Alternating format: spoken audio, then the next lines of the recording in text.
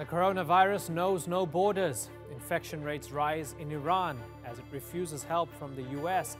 While Gaza and Syria announce new cases, there's concern for a catastrophic impact in the region. I'm Imran Garza, and today on the Newsmakers, we look at the spread of COVID-19 in the Middle East.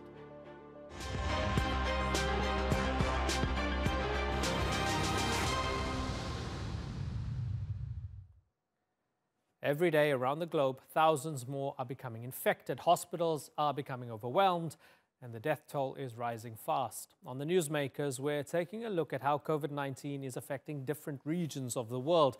Today, we start in the Middle East, where Iran has been hit the hardest. In February, authorities confirmed its first case of the virus.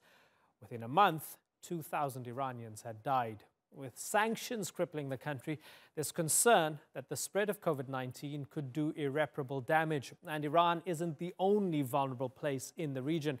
The virus is now spreading in Gaza and Syria. It seems every nation is struggling to contain this pandemic. But how much worse could it be for those already ravaged by war? And how real is the risk that it could exacerbate already simmering ethnic and religious tensions? Haider Abbasi has more. Hand washing is vital in the fight against COVID-19. But what if you don't have access to water? Clean water is a luxury for millions of people in Yemen. According to the United Nations, 18 million Yemenis don't have regular access to safe water. If there's an outbreak of coronavirus here, it's difficult to see how the authorities would contain it. After 5 years of war between Yemen's Houthi rebels and Saudi Arabia and its allies, Yemen has been devastated. This includes its healthcare system. If the virus spreads in Yemen, it will be a disaster in the whole country because of the lack of medical supplies and qualified staff in health centers and villages. This story is repeated across the region. Gaza confirmed its first cases of the coronavirus this week. Its health ministry has advised social distancing. But that's a challenge in the Gaza Strip, which is one of the most densely populated places on Earth. Perhaps most concerning for the Palestinian territory is that its healthcare infrastructure is collapsing. Since Egypt and Israel imposed a siege in 2007, very little is allowed into Gaza. That includes essential medical supplies and equipment. The World Health Organization says Gaza has only 2 testing kits for the novel coronavirus for its nearly 2 million residents. I feel afraid and panicked. We are under siege and we have no medicine, and now the coronavirus has arrived. People are terrified. But it's Iran that's been worst affected in the Middle East. Around 2,000 Iranians have died from the COVID-19 disease, and about 25,000 are infected. At least 23 Iranian politicians have tested positive, including Vice President Ishaq Jahangiri.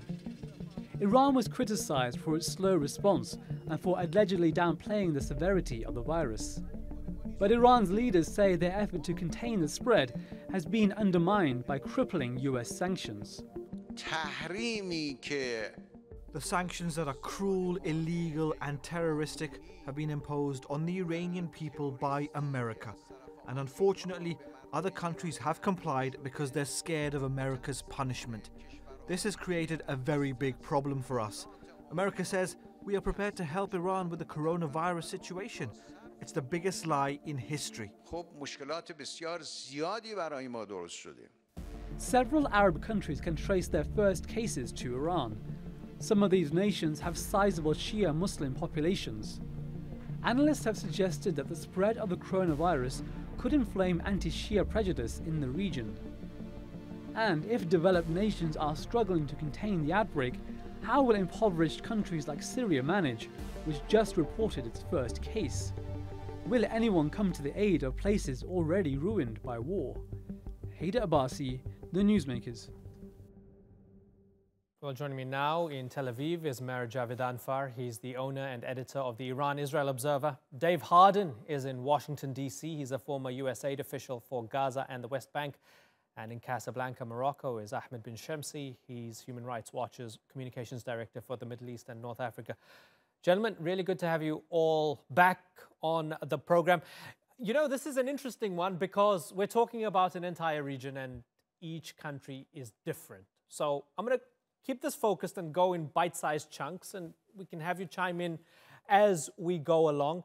COVID has this way of bringing all these differing things together, whether it's countries, geographies, or themes. Meir, we're usually talking to you when it comes to Israel and the politics within Israel, but I wonder, let's have you wearing your Iranian hat for today, and let me ask you if you think there's any particular reasons for Iran being particularly hard hit by the coronavirus. Well, Imran, there are a number of reasons why Iran is particularly hard hit, but if I were to prioritize them, I would say first and foremost, the biggest reason is incompetence by the Iranian authorities. They have been, it looks like they've been first of all, they haven't managed this issue well. There were calls for quarantining the city of Qom, where the first deaths were reported on February 19th. In fact, I'm sure there was a report that the Turkish officials also requested from Iran to quarantine the city of Qom. They didn't. That meant every day tens of thousands of people were coming in and out of Qom and transferring this disease to other parts of Iran. And then there's the other factors. An article today by Mr. Meir Javedanfar in Foreign Policy that says, although the first deaths were reported on February 19th in Iran, on February 15th, Mr. Khamenei was in Qom, and he didn't allow anybody to kiss his hand for the first time. This is a sign of as a sign of respect, you know. So it shows that they were basically hiding this. Why were they hiding this? Because there were the very important 21st of February parliamentary elections in Iran, and the Iranian regime doesn't want people to turn up at the ballot boxes, and saying there's a coronavirus basically would it would deter them. So Imran, that's I think that is the top reason.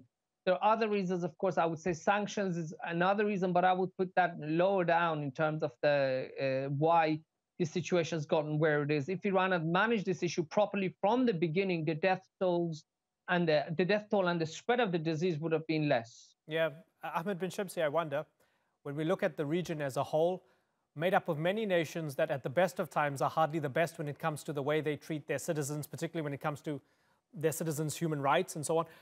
Is the region, broadly speaking, completely unprepared for the type of chaos and devastation that the coronavirus is bringing and can possibly bring? Well, as you indicated earlier, Imran, there's no such thing as a homogeneous region. I mean, the situation differs from one country to another. You can hardly compare countries like Yemen or Syria that has been torn by a war or civil war for almost a decade, and a country like Iran, which is not in internal turmoil but has many other problems to account for, or a territory like Gaza, which has been closed off for 13 years under the control and of a foreign state. So situations are very different. They are dire for sure in each of these countries, but for different reasons. Would you say, Ahmed, that the sanctions for moral reasons and for humanitarian reasons, when we look at a country like Iran, those US sanctions should be lifted at this particular time? Whatever the rationale for the sanctions, whether they might be right, at this moment in time, if a country is suffering from the effects of the coronavirus, they should be lifted? Well, we have advocated for the lifting of, not the lifting, but like the tailoring, the better tailoring of specific sanctions, and specifically sanctions pertaining to access to medicine and specific medical equipment. And we have released a report a couple of months ago showing that the way those sanctions are handled actually limit the access to a critical life-saving medicine and medical furniture. And this was even the outbreak of the coronavirus. So we obviously keep saying the same things. Wherever sanctions or the way sanctions are applied or designed hamper access to essential medical supplies and medicine, well, they should obviously be removed or changed, because accessing healthcare, especially when there's an outbreak of something as nasty as this virus, is a human right, and this human right should be guaranteed, whether in Iran or anywhere else. This is just a basic principle. Right. Dave Harden, are those US sanctions killing more Iranians? I don't think that that's exactly the right way to look at it. I mean, we have to begin with the fact that international humanitarian law and international law does require that we help people in need during times of crises. So no doubt about that. But it also requires the host government to be open to that that support, that assistance. And we just saw the other day that Medicine Sans Frontiere was kicked out of Iran. So, you know, this is a two-way dance. I definitely think that the sanctions could be tailored in a way that would help people and in a way that would help save lives. But it requires that the government of Iran be open to this. But let me just make one quick pivot. Iran may not be the challenge in front of us. The challenge very well could rest in Yemen, which reports no cases, and of course that can't be true, right. And Syria, where these could be unmitigated hotspots. Yeah, lack of testing as well in a lot of these places when they're war-torn, right? So you can correct me if I'm wrong, Libya got its first very recently, and it's quite certain that there's much more in Libya, in Yemen, in Syria, and so on. So lack of testing, these places could very well explode with coronavirus cases. Meir Javedanfar, as we sort of circle back to the issue of sanctions on Iran, yes, you said they're lower down on the list of priorities. If the sanctions were eased and it does make it better, what then? Look, Imran, I fully believe that sanctions at these times should be eased so that medicine reaches the people of Iran. There's no question about that. But Imran, we have to also face the realities of this region. There are concerns that some of the money, if you release the sanctions, they're going to go to Syria, and we know, and you know, sitting in Turkey, what Assad has been doing with Iranian financial support to the people of Syria.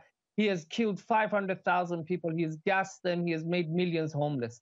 So I think if Iran really wants to make it easy for sanctions to be lifted, there has to be a deal that Iran, as part of a deal, doesn't give money to Bashar al-Assad and to other groups that it supports in the region for some of the sanctions being lifted. Otherwise, if we open up, if we remove sanctions, as much as it is humanitarian and as much as it has to be done, there are people who are going to say, okay, you only care about the lives of Iranians, but you don't care about the lives of millions of Syrians who have been affected by Assad's policies, which have been financed since 2001 by Iran. So I think this is the situation that we have to look at. There has to be a deal, give and take by both sides. And if sanctions are removed, Imran, I think, yes, it will make it easier to buy medicine. That's for sure.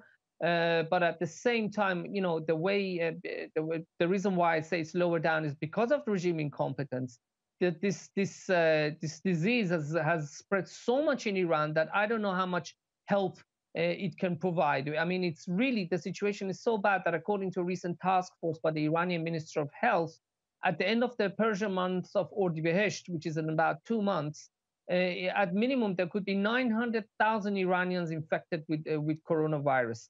And, you know, this is not something that we can blame on sanctions because there's no medicine right now that can stop the coronavirus. It's just the regime that doesn't want to impose quarantine. And on the other hand, I would say another issue, Imran, if I can briefly say, yes, we have to also remove sanctions, but we have to hold the Islamic Republic of Iran's leadership accountable. Ayatollah Khamenei, according to an investigative report by Reuters about 5 years ago, holds something like $90 billion in terms of assets of financial empire in Iran. He should also put up some of his money in order to help Iran fight the virus and to be able to afford a quarantine. Okay, we're going to circle back to you in a few moments, Meir, where I'm going to ask you to swap out your Iranian hat for your Israeli hat in a few moments. But I want to ask Ahmed Benchemsi first, how worried are you about the prospect of the coronavirus spreading rapidly within the besieged Gaza Strip?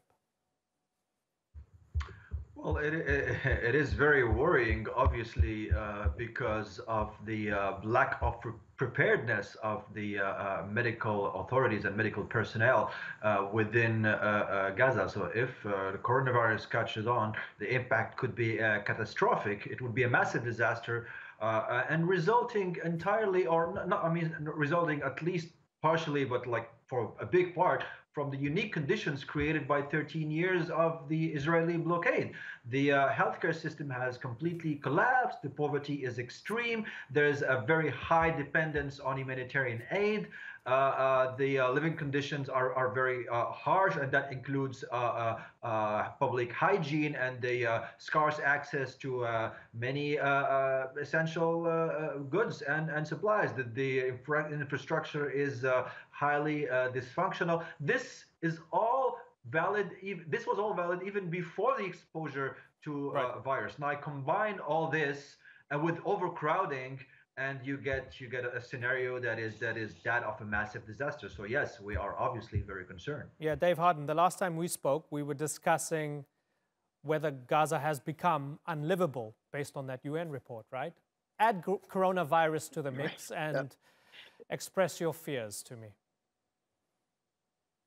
I mean, look, Gaza is a land without hope. It's a very impossible situation, and coronavirus just exacerbates it. I do want to reemphasize something, though. We need to look at this in a way that's different than just along borders.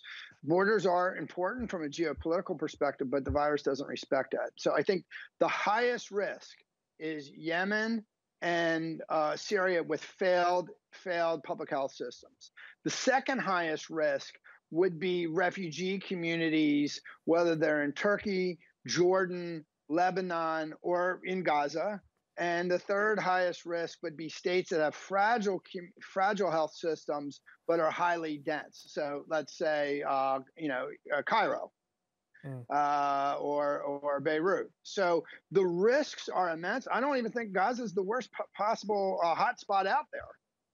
I would really look in terms of hotspots and where these can vector to continue to rebound second and third waves of coronavirus. It's got to be Yemen and Syria as the biggest concerns. Okay, and we're going to get back to Yemen and Syria in a moment. Meir, I just want to ask you, is it ever likely that the Israelis would ease the blockade on Gaza, given that corona brings about very special circumstances? First of all, as somebody who believes in the two-state solution and believes that we won't have peace in this region until the Palestinians have a state and we have security, I have to say that I disagree with my respected colleague in Morocco, who put all the blame for Gaza's medical situation on Israel. As much as we are imposing a blockade because they were firing missiles at us, the incredible corruption in Gaza. And of course, the PLO and Hamas infighting is other important reasons why Gaza's health system is not developed as it should be. Look, we live next to Gaza. Israel and Gaza is like tooth and gum. What happens in Gaza will reverberate back at us. Of course, we're worried about what happens in Gaza.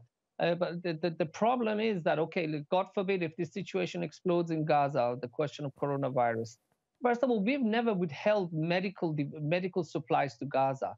And of course, if the situation gets worse, it's in the interest of any Israeli government. Look, Mr. Netanyahu, who for years was imprisoning Palestinians for having, transferred $5,000 to Hamas, is now himself basically playing as a go-between to transfer $150 million of Qatari money to Gaza because he realizes how important the situation is for the security of the state of Israel. So I would say, yes, if the situation, God forbid, gets bad in Gaza, we will, of course, help. But we also have to remember that Hamas corruption and incompetence is really one of the reasons why this situation in a health crisis exists in Gaza. And that could make it more difficult to address any scenario of Gaza being hit by the coronavirus. Ahmed, do you want to respond to that? Well, obviously the situation is there because of several factors. I'm not trying to downplay the incompetence or the corruption, but it is clear that it would have been completely different if there hasn't been a blockade for 13 years, and if the infrastructure had not been completely collapsing because of the very high difficulties to access material and essential supplies. So, I mean, I think this is not the time to play the blame game, and this is the time to focus on access to much needed resources, medical resources, in case the nightmare scenario of coronavirus outbreak happens. Right. Dave Harden, Can I make one point? Okay, very briefly, please, Matt. Yeah. Sure. One country that really does worry me is Pakistan. There was about, I think, a month and a half ago, there was a religious gathering there with 250,000 people. Remember, this is Corona time. And 2 of them returned to Gaza, and they come back, they tested positive for Corona. So another country which I would say we have to keep an eye on is Pakistan, because the situation, if it explodes, could really be bad because of the high population density. Yeah, and it's something that we've been sort of grappling with here as well, right? As we talk, you know, Dave made the good point that this virus doesn't respect borders. And we're even looking at regions and geographies, where we look at Central Asia and South Asia and so on. We looked at Afghanistan as well, and you have Daesh blowing up Sikhs and Hindus, right? So for them, it's business as usual, even in the midst of a coronavirus epidemic. Dave Harden, you've mentioned Yemen now a couple times, and let's sort of let's zero in on that for the last 5 minutes or so of the show. So, as we've experienced with Yemen over the past few months, even the World Food Programme cannot get in a lot of the time at Hodeidah, right? How on earth are we going to get vital medicine in there? How on earth are we going to be able to even track just how devastating the virus might be in this war-torn country? Dave? Let me begin by just acknowledging that Yemen has reports 0 cases. Well, we know that can't be true.